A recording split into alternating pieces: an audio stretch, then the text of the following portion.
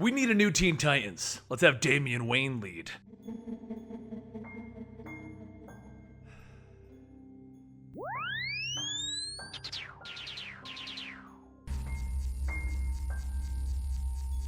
This is the Comicstorian Complete Story series. We take your favorite comic books and break them down into digestible bites, allowing for a quick and speedy recap. But if we just did that, it would be boring. So we bring it back to you read dramatically with funny voices and epic music. All alterations to the panels, text, and images are to prevent copyright problems, and all art is owned by its respective companies. Our story begins on Damian Wayne's 13th birthday, as he sits at Wayne Manor blowing out his candles. As Alfred cuts him a slice of cake, Damian says that it's like all of his other birthdays. His father isn't even around to enjoy it. Alfred tells him that he's afraid the Justice League calls, but why doesn't he care for the company of others his own age? Master Richard and Master Tim had the Teen Titans. Damian just sits there and Alfred asks, "What did you wish for?" And Damian smiles, telling him that even if he told him, it wouldn't come true. As time passed, Damian now finds himself standing in the Batcave with Goliath, telling everyone that they have just proven themselves inferior to a 13-year-old boy. He'd expected better, because you see in the original Rebirth issue, which I will link down below, Damian captured Raven, Beast Boy, Starfire, and Kid Flash, and they're all hanging in restraints in front of Damian. Beast Boy then says that they were kind of expecting someone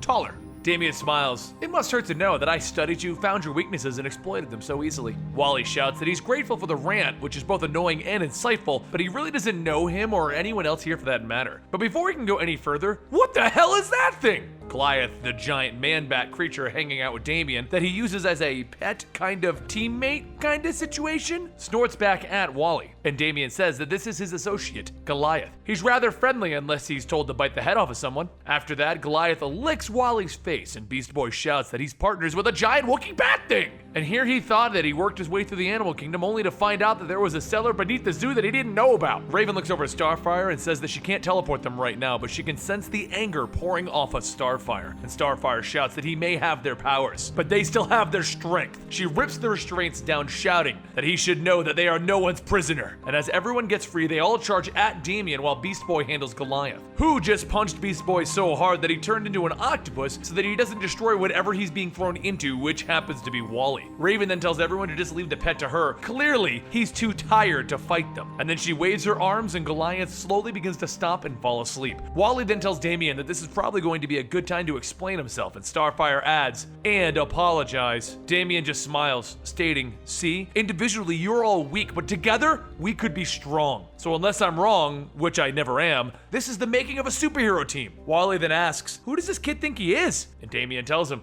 "I'm Robin, son of Batman, and this is the new Teen Titans." Beast Boy begins to shout, "Oh no, no, no, no, you may dress like Robin, but you are no Tim Drake." Damian goes on asking Beast Boy if he'd like to be an actual hero instead of just playing one in front of a camera, because there is a reason that he took him. Seriously, all of them in fact. Beast Boy then says that if he's looking for a team up, he should actually go ask his actual friends. Damian turns away stating, "Actually, I don't have any friends. Not with the kind of life that I've lived. Recently, I've turned 13, which is supposed to be the worst year of my life, but instead I wanted to make it the best. No matter what you have or haven't done, who your family is or not, none of that matters. What matters is that you are assigned your history, and you decide your future." Damian continues stating that him and Tim Drake had their differences, but he will be the first to admit that Tim Drake was amazing. But they could be better, so join him. In fact, he dares them to join him. Everyone turns around and smiles, and Beast Boy says, "Pro tip, when trying to make friends, go less kidnapping and more with the foot rubs." Starfire then tells them that there's one problem. Why would they even follow someone like him? And Damian holds up an image of all of them, stating that if they don't, they're gonna be dead. Back on his birthday, he got many gifts, but there was one in particular that stood out. It was a dead Robin and a letter from his grandfather, Ra's al Ghul, the leader of the League of Assassins, telling him that it was time to come back to Infinity Island. The last step of his Demon's Fist graduation is to kill them all. You see, after he received his grandfather's present, his mother came to tell him that he has been marked. She wanted him to return to the island to lead, but if he doesn't, there are 5 assassins who have just all received their targets. A short while later, over in San Francisco, everyone begins to ask where they are, and Damian tells them that they are somewhere safe and far away from their home cities, where they would otherwise be hunted. They are currently being pursued by a group known as the Demon's Fist. The Demon's Fist is a group of assassins presided over by Ra's al Ghul himself, and they've been brainwashed brainwashed to kill everyone here. Before their final graduation on becoming a full member, they must kill a target of their choice, and everyone here has been chosen. These people see them as rivals, though they will not admit it. Their targets represent everything good and hopeful that is missing from their lives. Each member of Demon's Fist all have powers that in a way are similar to each of these members of the new Teen Titans. Raven then says that there's something else he's hiding, some kind of a conflict inside of him, one where he would have a choice to walk two very different paths. Damian shouts for her to get out of his head. She doesn't know a thing about him. And Starfire tries to calm Damian down, saying how someone who is destined for great things deserves to believe in himself, though they are not there, so maybe he can help convince them. Damian wonders if they are even trying to convince themselves if he's even worth listening to, but the choice is simple. They either fight together as a team or they each die alone. And a voice then comes up. There's a third option. And Mara and the rest of the Demon's Fist assassins jump in, stating, "You can die together." Beast Boy laughs, saying it looked like the little tyrant was telling the truth. Actually, I'm a bit flattered that someone would think that I'm important enough to kill. He then jumps towards the shapeshifter Blank, asking who is he. Beast Boy pins him down and Blank says that he really hates the sight of himself, right? How about he changed into that? Or better yet, how about they play fallen heroes? While Starfire then fights off with Stone and his super strength, Plague reaches out for Raven, telling her that she just wants to shake her hand. Plague's power is that whatever she touches will become diseased and rot away, no matter the surface. Meanwhile, Nightstorm chases after Wally, using his abilities to manipulate the weather to throw Wally off his balance. As everyone is slowly being backed into a corner, Damian shouts to Mara, "How did you find us?" And she tells him that she happened to place a tracking device on Kid Flash over there. So by bringing everyone together, he created their own death trap.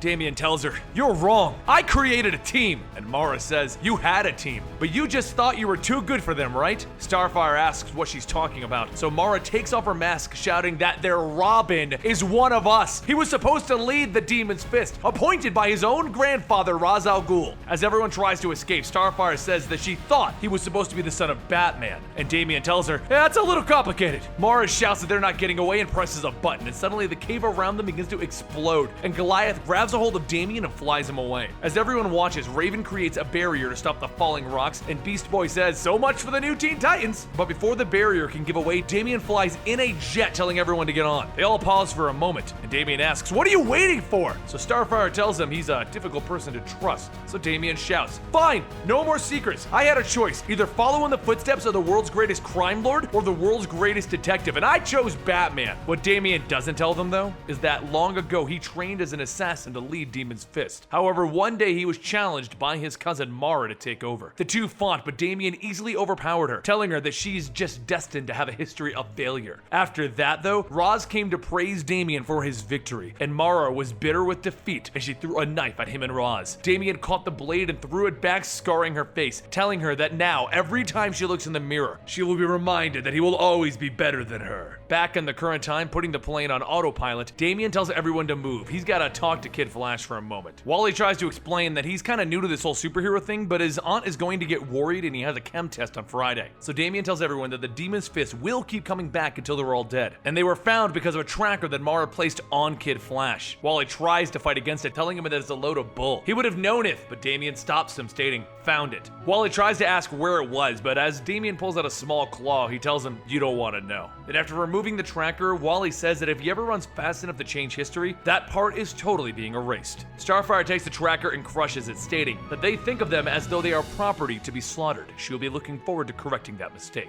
As the aircraft lands, Damian tells everyone that they need to regroup and go from defense to offense. But Starfire corrects him. Regrouping would require them to be a group. They have not and will not be a group so long as he keeps them, in the Earth phrase, in the dark. Raven says that they are in the dark more ways than one, and then creates a bonfire for everyone to sit by. She then tells Robin that she did her part. Now it's time for him to do his. There is something that he wants to say, even though it isn't in his nature to reveal things. Damian pauses for a moment, and then says that Mara is his cousin, and what she said is true. He was supposed to lead the Demon's Fist, but no more. No matter how far he runs, the good that he does, it won't change the fact that he's just got some bad blood in him. Starfire tells him that he simply could have asked them for help, and Damian says it's easier to beg for forgiveness than ask for permission. That, and he's still trying to figure out this whole how to be good thing. Starfire corrects him and telling him that he's the one that says their history is assigned to them, but they are the ones that decide their future. He is not his family, just as she is not her sister, Blackfire. Raven says the Demon's Fist chose them because of what they represent. Starfire represents light, Wally represents hope, and Beast Boy interrupts, stating that he represents super sexiness. Wally goes on. What they're all trying to state is that they all have baggage in one shape or another, but really, he couldn't think of anyone better to have in their corner than him.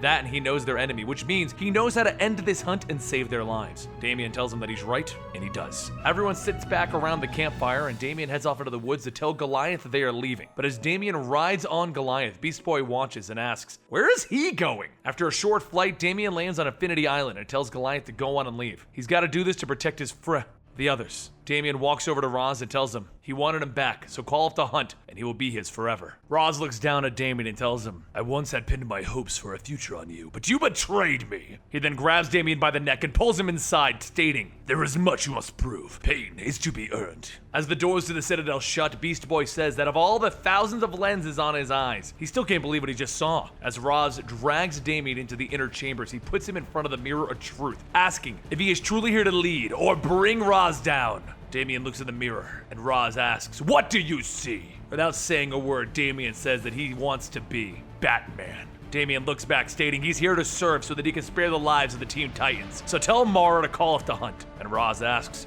why would I do that when Mara is right here? Mara and the rest of the Demon's Fist walk in, and Mara asks Damian if he remembers the cut that he gave her. The scar would serve as a reminder of her humiliation. Rather than bring her down, it made her push harder and train for this very moment. The moment where she cuts him. She swings her sword, but stops when Damian tells her, wrong. You won't be happy just killing me like this. So we have to have a trial by combat, and if I win, the hunt for the Teen Titans is off, and if I lose, well, I'll just die, and you'll know that you are meant to lead the league. Blank shouts, what about them? This is supposed to be their hunt too, but Mara tells him to shut up. She's the leader, and they will do as she commands. Roz shouts, this is wonderful. I, for one, would very much like to witness a trial by combat. So, you must prepare for your battle. Not long after, in the deeper parts of the island, Damian and Mara stand along a narrow path over a pit of lava. Mara tells him that he looks so alone over there. No mommy to protect him. No Batman to babysit him. No team of losers to back him up. That's why he came back, isn't it? Because he couldn't hack it on his own. As the two of them run at each other, Damian tells her that it would be a lot harder to insult him with a sword shoved down her throat. She begins to swing down towards Damian, forcing him to block. And after a few swings, Damian's sword flies upwards, hitting a stone on the ceiling. The stone breaks off and falls into the lava, sending bits of lava everywhere. Some of it hits Mara's mask, and in that moment of pain, Damian runs in, tackling her to the ground. He holds out his claws to her face, telling her, it's over, I win, but Mara tells him, not unless you kill me. Damian calls out to Roz, asking if he saw that, because he just won. He's the champion and he demands that, but Damian's words are stomped as Mara slams the same dagger that he used to cut her into his shoulder. He falls over and Mara tells him that he's a sidekick at best. Those so-called friends are better off without him. After the battle, the rest of the Demon's Fist take Damian to his new cell. And Stone asks, what are they supposed to do about their targets anyway? Really, they're nothing but tools and servants. Blank begins to shift into Mara, mimicking her, stating, forget everyone else, Roz, only look at me, be proud of me.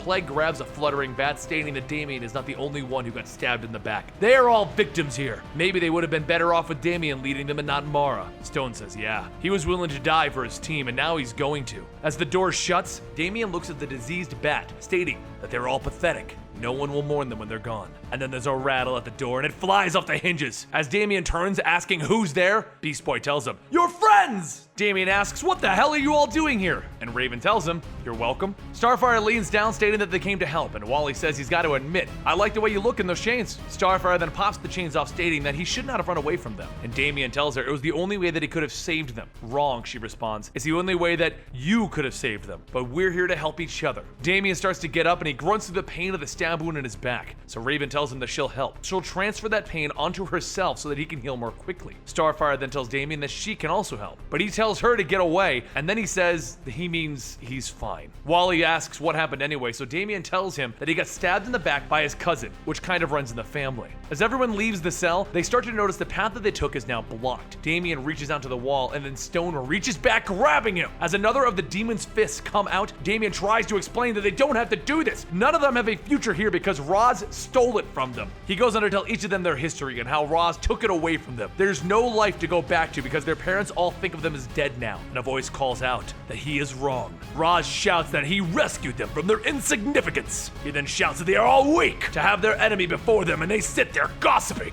Mara shouts to kill. Their master commands it, but no one moves, and Plague steps forward asking if it's true. Were her and her brother Blank really given up to serve their cause? Roz says that words are weapons. Sometimes they must faint, other times they must cut. Wally decides to chime in at this point. You know, I'm pretty new to this whole thing, but it really sounds like regardless of what side the Demon's Fists are on, it's a losing sign. And Raven says that she can sense that they all mean the world to each other. Together, they can shape their future. So Beast Boy shouts, "That's right! Don't listen to the Creeper Grandpa!" As the other Demon's Fist members decide not to fight, Roz jumps down with his sword, telling them, "If that's the case, I will cut off the Demon's Fist." But just before he can strike down on Plague, Damian runs in, blocking the attack. All of the other League of Assassin members start to surround everyone, and as Beast Boy changes into a bull, he says he's not sure about anyone else, but this kinda made him horny. Blank changes into a bull as well, and he states that he's still tempted to kill Beast Boy just to shut him up. Nightstorm shouts that they will do this together, and he starts to blow everyone away. As everyone fights alongside their targets, all helping each other through the fights, out in front, Roz tells Damian that he's nothing more than genetic waste. "Do you really think you can stop me?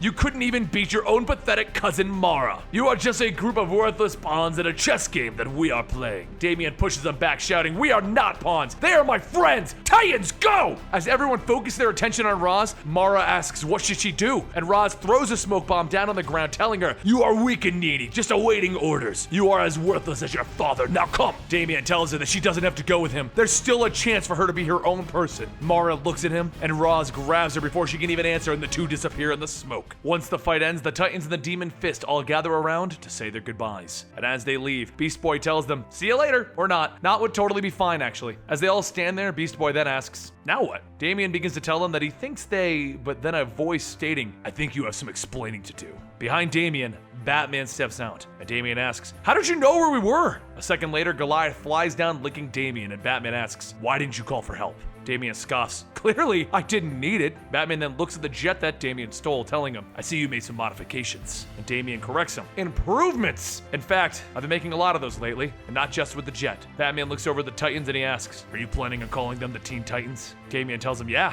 and if you got a problem with that," but Batman stomps him, telling him, "No, actually, but the team will need some supervision and guidance. No, we are serving under our own agenda. This is my life." Batman decides to tell him, "Fine. We can talk about this when we get back to Gotham." And Damian stops him again, stating, "No, I'm not going back. Like how Grayson needed to find a place to call his own, I do too. So, what did you have in mind?" 3 months later, Damian stands atop of a building, the Titans Tower, and a voice asks, "What are you doing here?" Damian says that he's thinking about the future, their future. And Starfire asks if it's okay if they join. She looks around and says that it's really bright up here, and Raven says that she's normally used to much gloomier places, but this could work. Beast Boy then asks, should they call him Fearless Leader or Ruthless Overlord now? And Damian decides to tell them all to just leave it as a work in progress. There's one thing for certain though, they're in this together.